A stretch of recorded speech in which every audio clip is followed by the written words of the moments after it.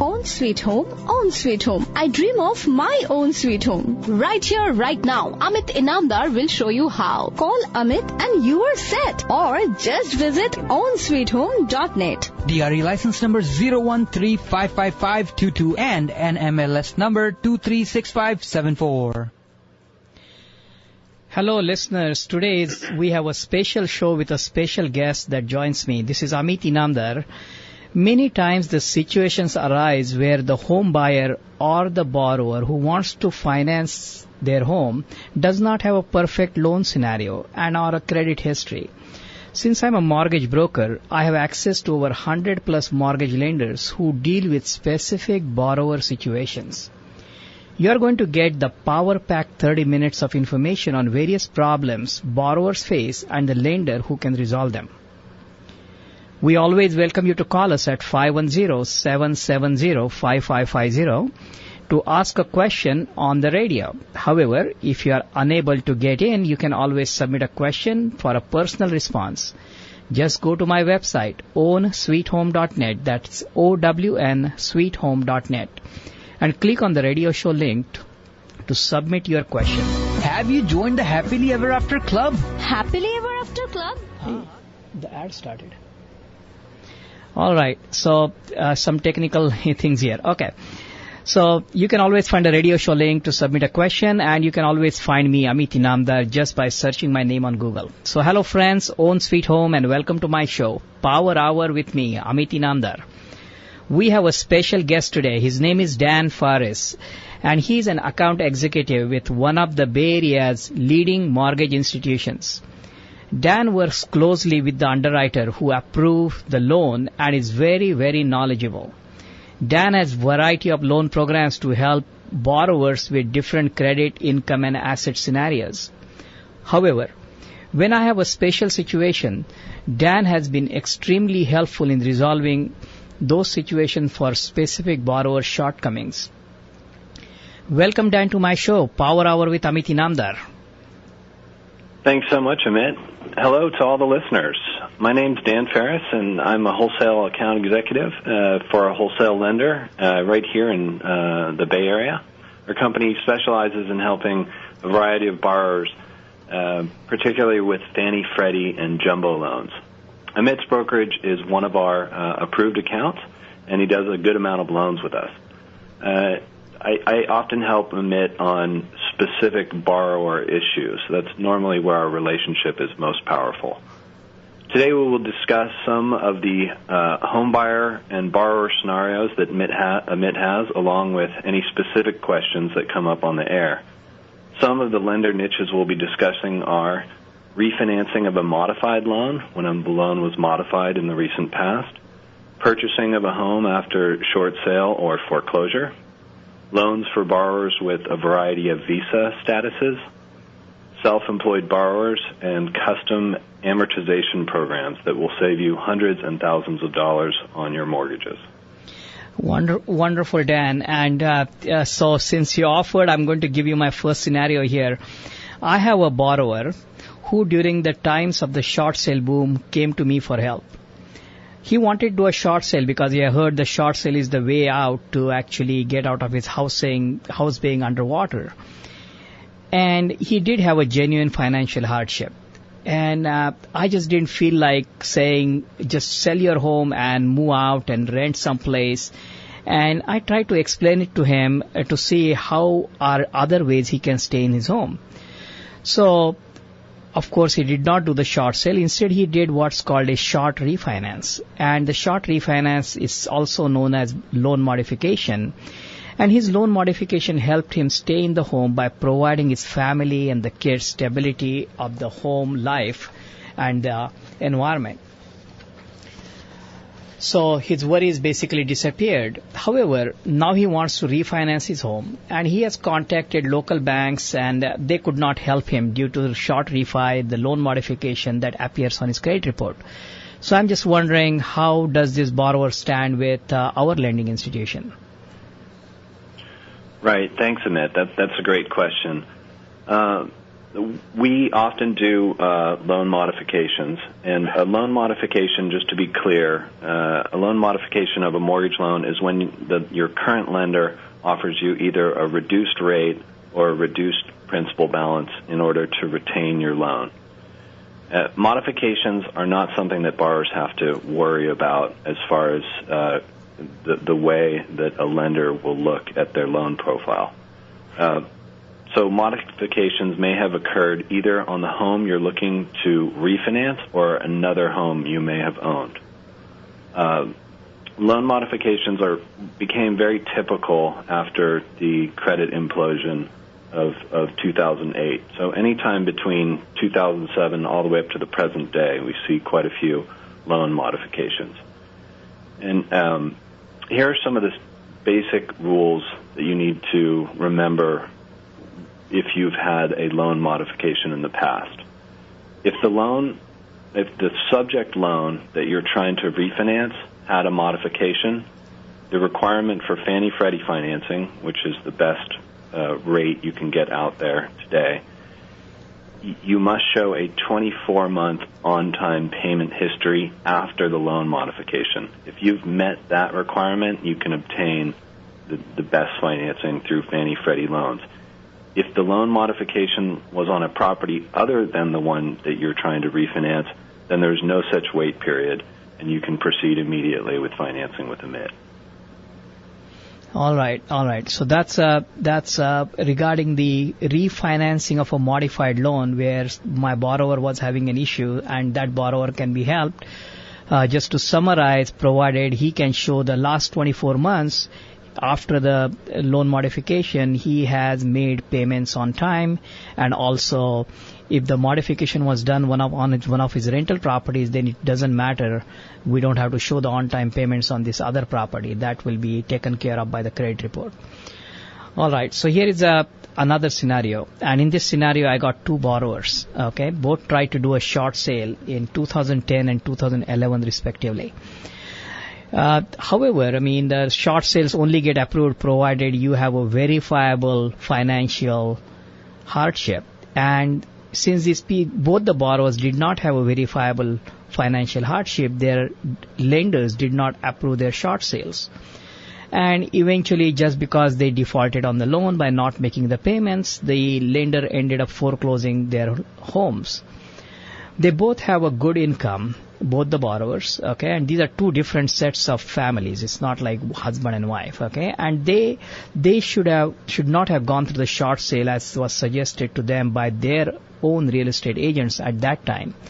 Now they regret the decision because the markets have come back with vengeance and gone above those 2007 peaks, and it's very difficult to even get into a contract with the supply being low and demand being high, and they feel that they will be left out of the market. So, question is, what is your lending guidelines for the borrowers in foreclosure? And let's kind of give these borrowers a name. Let's call borrower A, who had a foreclosure in 2010, which is past 3 years, and let's call the borrower B, who closed in 2011, and his 3 years will come up in June of 2014, so in another couple of months after the foreclosure. Dan? Gotcha. Okay. Yeah. Thanks, Amit. So for borrower A has already passed the 3-year mark, and it's the 3-year mark that is looked at by both Fannie and Freddie, that you must be 3 years beyond the foreclosure, and then your broker, Amit, can take your loan app date. For borrower B, the borrower is going to have to wait until 1 day after the 3-year mark. So if their foreclosure was on June 1, 2011, they need to wait until June 2nd, 2014, basically 3 years and a day. And just to speak a little bit about foreclosures in general, because borrowers oftentimes with foreclosures are a little bit shy about telling lenders or anyone in the financial world that they had a foreclosure. But really a foreclosure is very typical in the last 5 years, and it's not something that borrowers need to worry about.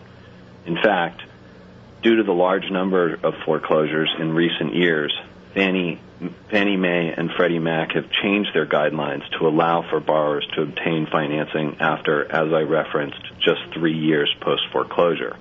However, let's talk about what the requirements are for that for once you've passed that 3-year window.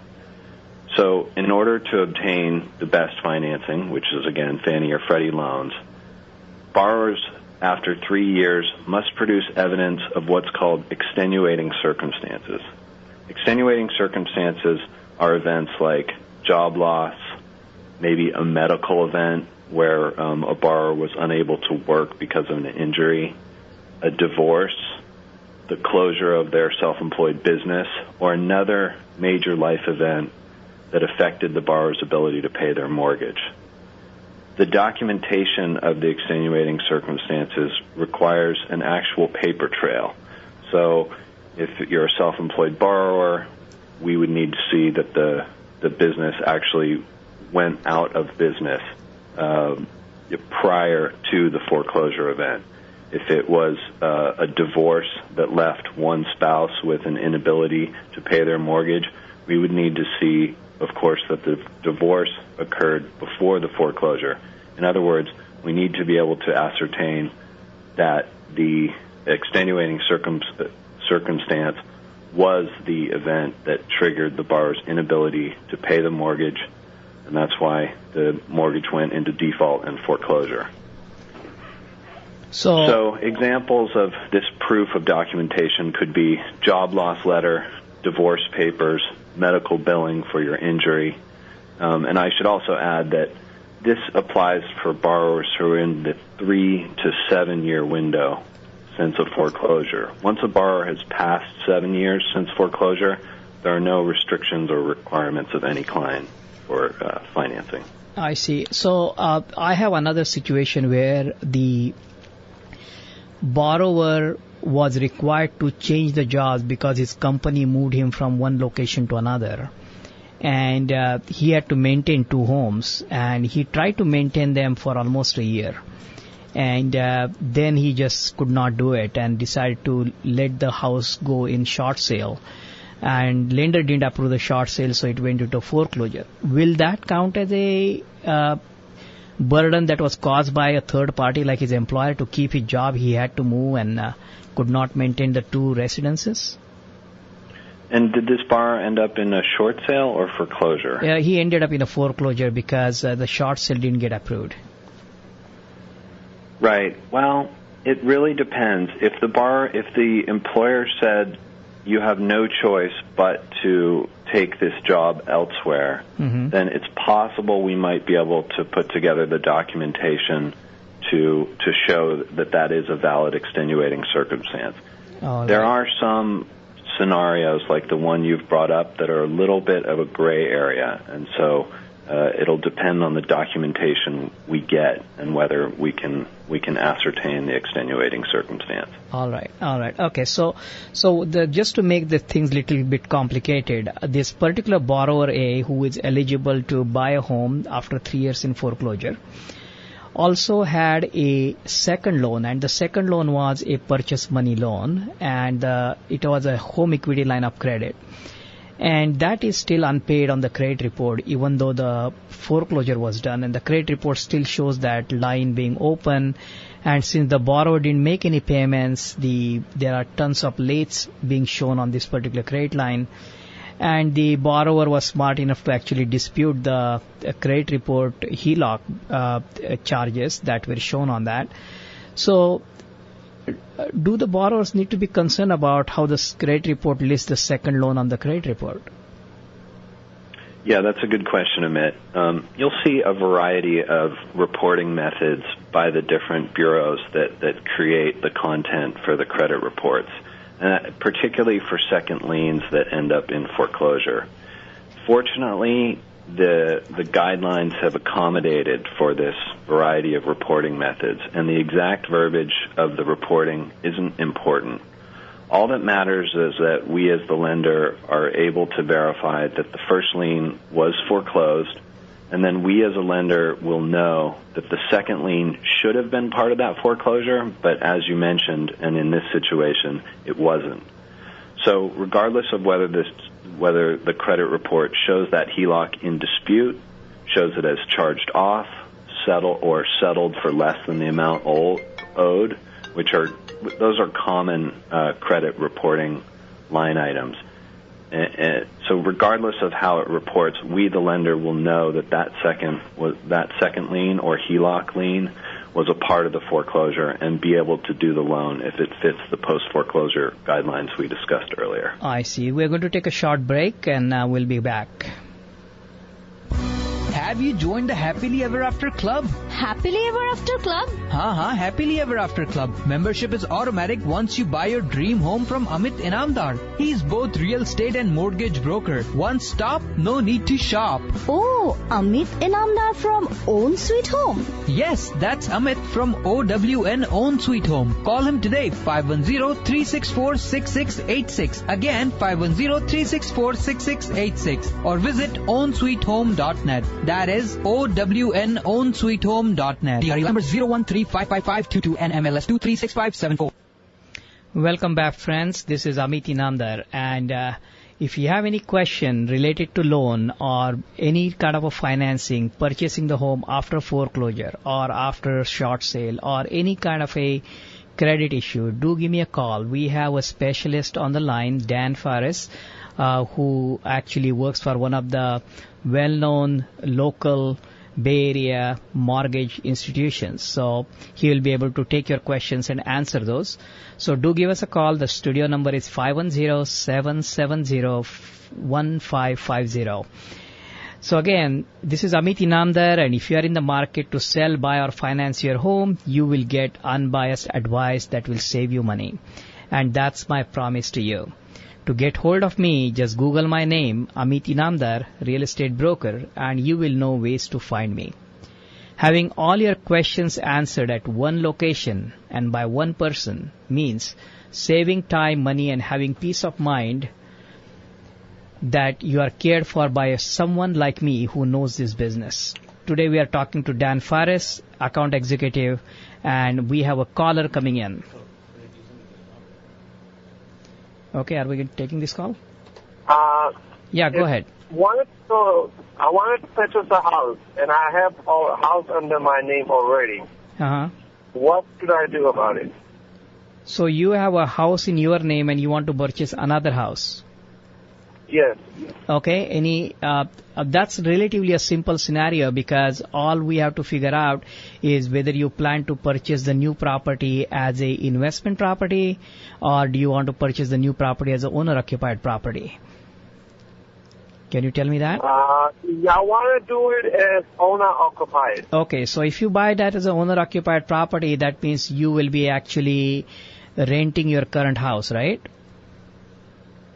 Yes. Okay. Yeah, so you have to rent your current house to buy another one, and whether you will be able to use your rental income to purchase the new property will depend on how much equity you actually have in the house. Okay?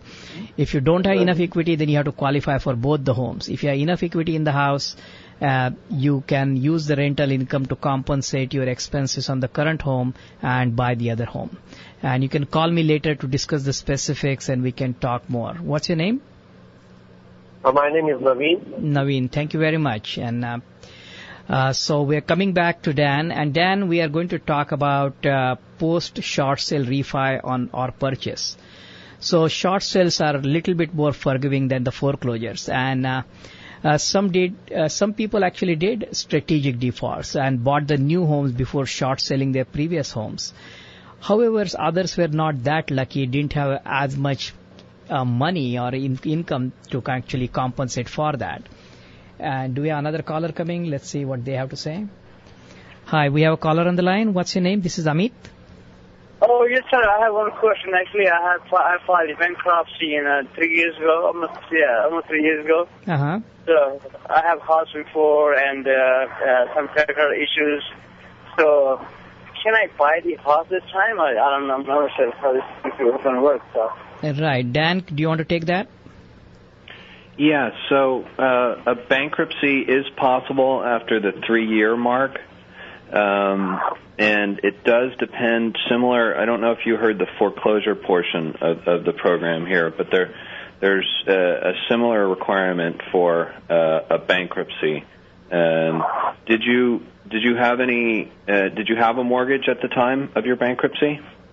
Yes, I do have a mortgage at that time. Okay, and did you stay current on that mortgage, or was that mortgage exempted because of the bankruptcy No, proceeding? everything was clear after the bankruptcy, So. I see. Okay.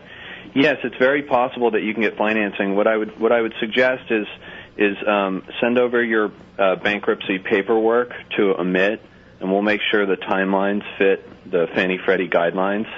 And then we can correspond and ask you any questions to make sure you'll fit. That's funny. I think I had the Amit number already saved before, so let me talk to him later so I send him what he wants. Okay, so, wonderful. Let's do that.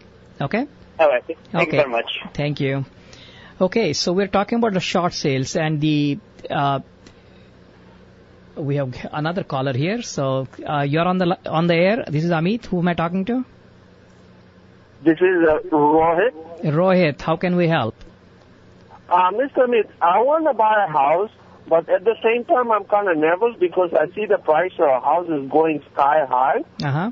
And I don't want to see if it happens the same thing what happened in 2005. Right. That's the worry a lot of people have with the purchase prices going up, and especially so fast. However, remember, this time the lending institutions are making sure, putting a lot of restrictions and not giving this no income, stated income loans left and right with no down payment whatsoever. Majority of the people who are in the market have saved a lot of money, put 20% of their own money in the market. And the logic is, if you qualify, you buy, and people are qualifying under these low mortgage rates. And if this market ever peaks, and which it will, when I think the interest rates reach 5% and above, you will see the markets kind of slow down. The house is staying on the market like 30 days. This market will go sideways. Sideways meaning the house prices won't go either up or down, but they will go sideways for a while until the borrower income goes up, or maybe because of the stock market gains, their down payment increases and stuff like that, and then you'll see the next leg up. But this market is here to stay. Okay? Okay, thank you. All right, thank you. So coming back to our short sale scenario, so let's try to understand what are the requirements for short sale, people who sold their homes in short sale and they want to buy a home right now. So Dan, could you please elaborate on that? Yeah, thanks, Amit. As you indicate, purchasing or refinancing a home after a short sale is much easier. It's considered a much lesser ding against your credit to have a short sale versus a foreclosure.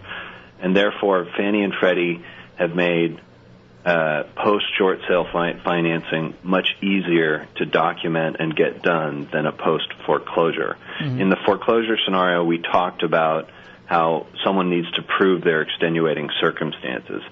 However, after just 2 years since a short sale, if a borrower is putting just 20% down, the only requirement that lenders have will be a letter of explanation, simply explaining to the lender in a brief, maybe 2-paragraph letter that, for instance, I see a lot of letters that say, I was under financial duress at the time, my property was underwater, and that was the reason why I short sold the home. Okay. So with a simple letter of explanation, we can offer financing. Wonderful, wonderful. We have one more caller, so let's take that call before we...